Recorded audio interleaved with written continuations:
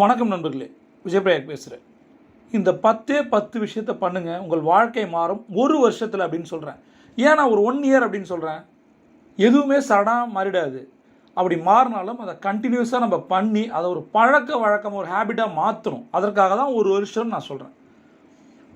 First negative பீப்புளை அடித்து ஓட விடுங்க அப்படின்றேன். துரத்திருங்க. உங்கள் வாழ்க்கையிலேருந்து யார் யார் எதிர்மறை எண்ணங்கள் கொண்டிருக்காங்களோ, தெரிஞ்சோ தெரியாமலோ நம்மளை புஷ் பண்ணுறாங்களோ அவங்கள தூக்கிடுங்க, அவங்கள அவாய்ட் பண்ணிவிடுங்க. அப்படி முடியல அப்படின்னா அவங்கள விட்டு விலகி வந்துடுங்க, அல்லது ப்ரியாரிட்டிஸை குறைச்சிங்க அப்படின்னு நான் சொன்னேன். ரெண்டாவது நான் சொல்கிறது என்ன தெரியுமா? இப்போ நெகட்டிவ் பீப்புள் உங்கள் வாழ்க்கையை விட்டு போயிட்டாங்க அப்படின்னா உங்களுடைய வாழ்க்கை இனிமே தான் கிக் ஸ்டார்ட் ஆக போகுது. அந்த இடத்துல தான் நம்ம கோலை ஃபிக்ஸ் பண்ணணும். நான் சொல்கிறேன், ரெண்டாவது பாயிண்ட்டு, கோலை செட் பண்ணுங்கள், அதை சேஸ் பண்ணுங்கள். இப்போ கோலை நிறைய பேர் செட் பண்ணுறாங்கல்ல, இலக்குகள் இருக்கா? கல்லூரிகளுக்கும் பள்ளிகளுக்கும் நான் போயிட்டு பேசும்போது கோல் செட்டிங் பற்றி பேசுவேன். இலக்குகள்லாம் என்ன, உங்களுக்கு என்ன இலக்கு இருக்குதுன்னு கேட்டால் 100க்கு 60% மாணவர்களுக்கு இலக்குன்னா என்னன்னே தெரியாது. ஏன்னா அப்படி நம்ம வளர்க்கப்படலை. அதனால தான் சொல்கிறேன், இந்த வீடியோவை யார் யார் பார்த்துட்டு இருக்காங்களோ, ஆசிரியர்களோ பெற்றோர்களோ கண்டிப்பாக அவங்க குழந்தைக்கு ஒரு கோல் செட்டிங் சொல்லிக் கொடுக்கணும். அதற்கான வீடியோஸ் நிறையா போட்டிருக்கோம். கீழே டிஸ்கிரிப்ஷன் லிங்க் இருக்குது, அதை பாருங்கள். முதல்ல நீங்கள் பண்ணுங்கள். பெரியவங்க நீங்கள் பண்ணுங்கள். நீங்கள் பண்ணுறதை பார்த்து குழந்தை கற்றுக்கும். சரியா? சொல்லிக் கொடுக்க ட்ரை பண்ணாதீங்க. ரைட்? உங்களுடைய பேஷன் என்ன, எனக்கு என்ன பிடிச்சிருக்கு அப்படின்னு ஒரு பெரிய ஒரு கேள்வி எனக்குள்ளே கேட்குறேன். என்ன விஷயங்கள் எனக்கு பிடிக்குதோ அதை நான் பெருசாக அச்சீவ் பண்ணணும்னு நினைக்கிறேன். என்னுடைய ஆசைகளை, எனக்கு பிடிச்ச விஷயங்களை நான் இலக்கா மாற்ற ட்ரை பண்ணுறேன். கடமைக்கு நான் ஒரு விஷயம் செய்யும்போது நான் தோற்று போகிறேன். ரைட்டா? அப்போ என் மைண்டில் கேட்குறேன், என்னோட பேஷன் என்ன, எனக்கு என்ன தேவை, எனக்கு என்ன பிடிச்சிருக்கு அப்படின்னு தெரியும் போது என்னால் மிக அழகாக ஒரு கோலையும் ப்ரியாரிட்டியும் செட் பண்ண முடியும். அது என்ன கோல் அண்ட் ப்ரியாரிட்டி? கோல் என்பது இலக்கு. ஒரு வீடு வாங்குன்றது உங்களோட கனவாக இருந்ததுன்னா அதை இலக்காக மாற்றணும். இந்த வருஷம், இந்த மாதம், இந்த நாள், இந்த இத்தனை மணி நேரத்தில் நான் என்னுடைய புது வீட்டுக்கு கிரகப்பிரவேசம் செய்வேன். அவ்வளோதான், முடிஞ்சு.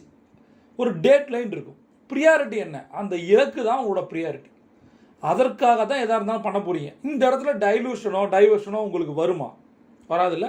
இப்போ ரெண்டாவது ஒன்று யோசிங்க. சரி, கோல் ஃபிக்ஸ் பண்ணியாச்சு, ப்ரியாரிட்டியை ஃபிக்ஸ் பண்ணியாச்சு. இப்போ தான் எழுதணும். ரைட் டவுன், வரிசையாக எழுதணும். எனக்கு 10 கோல் இருக்குது.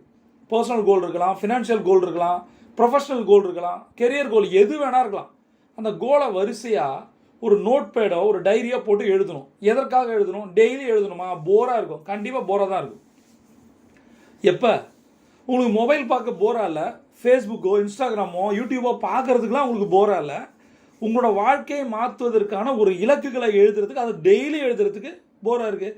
சில பேர் சொல்லுவாங்கள்ல, என்னால் இதை பண்ண முடியல. அப்போ நான் கேட்பேன், ஏன்னு கேட்பேன். ஏதாவது ஒரு ரீசன் சொல்லுவாங்க, ஒரு வேலிடாக சொல்லுவாங்க.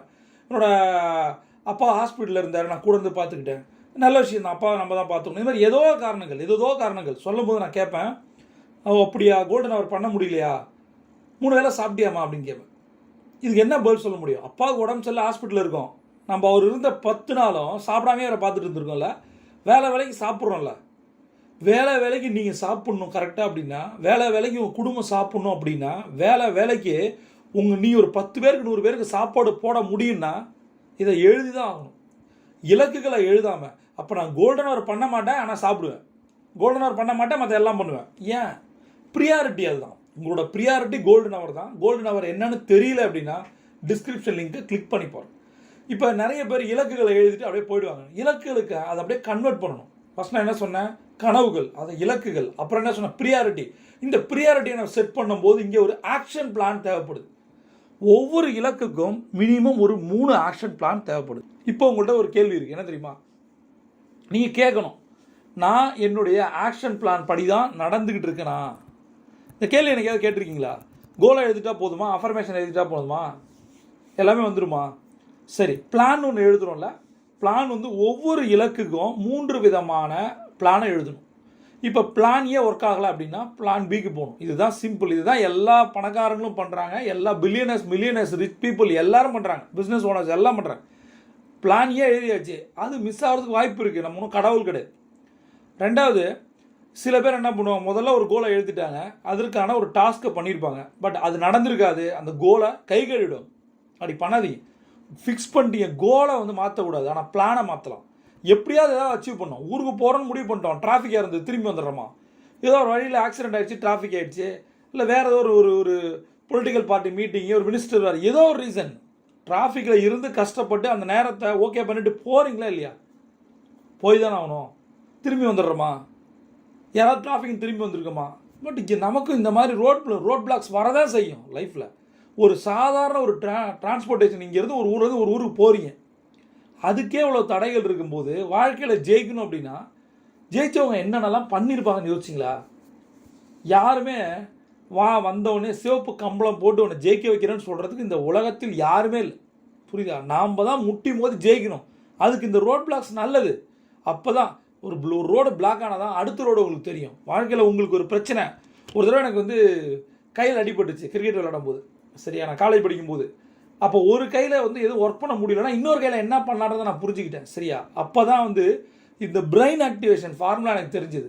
எப்பயுமே நீங்கள் சொல்கிற நிறைய பேருக்கு மெமரி இல்லை, படித்ததெல்லாம் மறந்துடுது, நான் ஃபோக்கஸாக இல்லை, கான்சன்ட்ரேட் பண்ண முடியல, இந்த மாதிரி இருக்கவங்களுக்கு நான் ஒரு சிம்பிள் டிப் சொல்கிறேன். நீங்கள் ரைட் ஹேண்ட் பர்சனாக இருந்தீங்கன்னா லெஃப்ட்டில் பண்ணி பாருங்கள். ஒரு ப்ரஷ் பண்ணுறதோ ஒரு சோப் போடுறதோ குளிக்கும் போது பண்ணி பாருங்கள். தொடர்ந்து ஒரு 5 நாள் பண்ணி பாருங்கள். ஒரு கேப் கொடுங்க, திருப்பி ஒரு 5 நாள் பண்ணி பாருங்கள்.